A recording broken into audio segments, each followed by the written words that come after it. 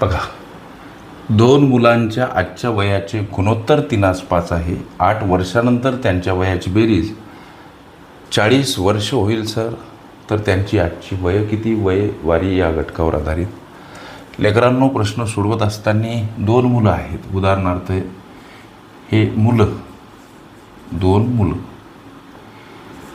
हे 2 मुलं यांची नावं उदाहरणार्थ एक्स आणि वाय ही त्यांची नावं आहेत. यांच्या आजच्या वयाचं गुणोत्तर 3:5 असं गणित म्हणते.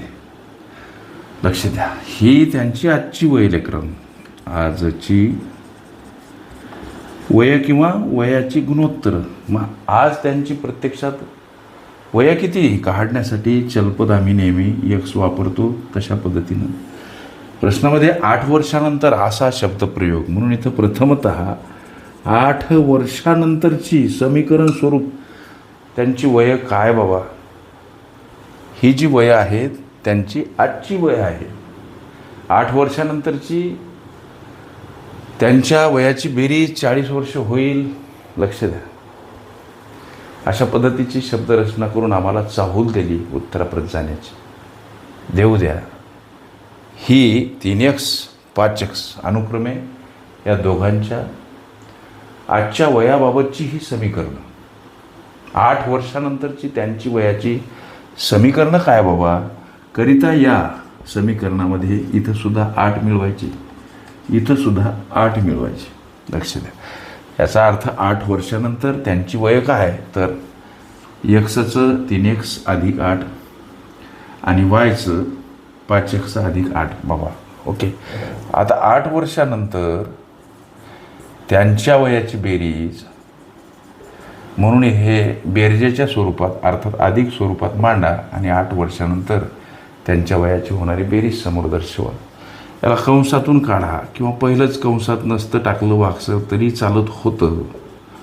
लक्ष द्या, आता 3x आणि 5x म्हणजे काय? बेरीज 8x आणि 8 आणि 8 काय? तर 16 हे 40. 8xला एकटं करू, 40कडे जाताना 16 वजा स्वरूपात का मांडायची? संख्या परस्पर विरुद्ध बाजूने जाताना एखाद्या पदासोबत अधिक असेल, वजा स्वरूपात वजा असेल, अधिक स्वरूपात गुणिला असेल, भागीला भागीला असेल, गुणिला अंशस्थानी असेल, छेदस्थानी छेदस्थानी असेल, अंशस्थानी मांडावी लागते. ही वजाबाकी 24 आली सर.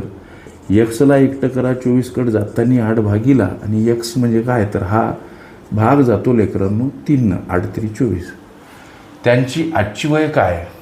लक्ष द्या, त्यांची आजची वय, लक्ष द्या, आजची वय एकाचं 3x दुसऱ्याचं 5x.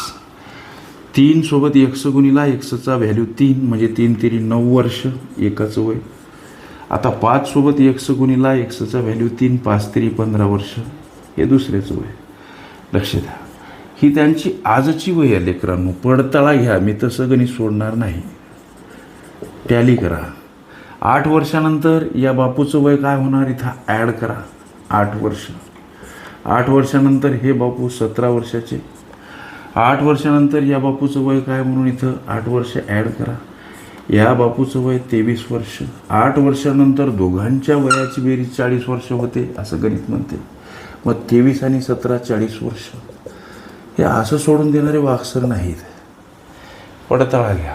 8 वर्षानंतर त्यांच्या वयाची बेरीज 40 वर्ष. हा पडताळा, हे संकलन, ही कन्सेप्ट तुम्हाला कळाली का? हा माझा टस असतो. पूर्णतः सर एका प्रश्नाला 5-5 मिनटं एकच प्रश्न सोडवायचा का? अशा असू द्या.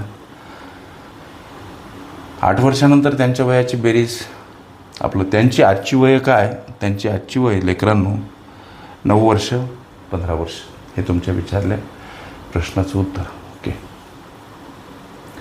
वयवारी ही माझी प्लेलिस्ट अवश्य बघा. त्यामध्ये विविध स्पर्धकांनी विविध अंगांनी विचारल्या संभाव्य अशा असंख्य प्रश्नांचा सराव तुम्हास करता येईल.